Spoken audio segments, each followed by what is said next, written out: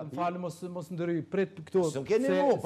Zvoglimi i buxhetit komunal, projektet e dështuara komunale, punësimet me kontrata mbi vepër, mungesa e investimeve kapitale.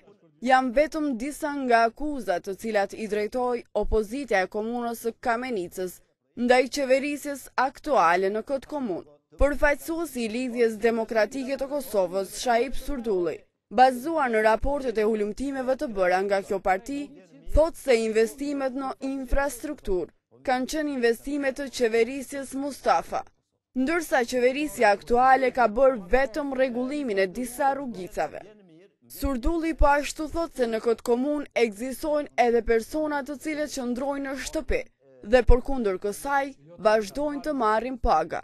Ka dhe punëtor, ka pas raste që fare nuk ka punu edhe ju ka dhënë paga, vetëm me qëllim që me marrë ndonjë punëtor tjetër. A një rast ku nuk ka punu një punëtor dhe ju ka dhënë paga? Po, ka rast. A mundesh me thonë? Po një Mitat Aliu është.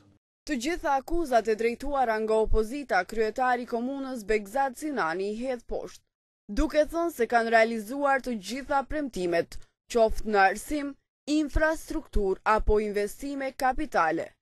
Ai madje akuzon Lidhjen Demokratike të Kosovës se në kohën kur ka qenë në pushtet se ka shpenzuar 47.000 euro në dreka zyrtare. Edhe akum arrit me vënu një standard komunikimit të drejt për drejt në realizimin e projekteve duke marrë parasysh buxhetin mjaftin minimal të komunës së Kamenicës. Në mandatin tuaj, ose t'ju që e keni pas një bashkëqeverisje atje, e kanë qenë 47.000 euro dreka zyrtare. Për një vjet, a? Për një vjet. Ndërsa nënkryetari komunës së Kamenicës, Fatmir Matoshi nga AKR, partia e të cilit ka një koalicion me Partinë Demokratike të Kosovës, ankohet se nuk ka qenë pjesë e debateve komunale ku kanë qenë të ftuar drejtorët komunal.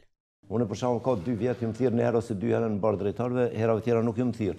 Arsye pse s'jam thirrë unë i di kryetarit, domthonë ato nuk më takojnë mua. Zgjedhjet lokale në të gjitha komunat e Kosovës do të mbahen me 22 tetor të vitit 2017, në bazë të propozimit të bërë nga partitë politike, e më pas u bë miratimi edhe nga presidenti i Kosovës, Hashim Thaçi.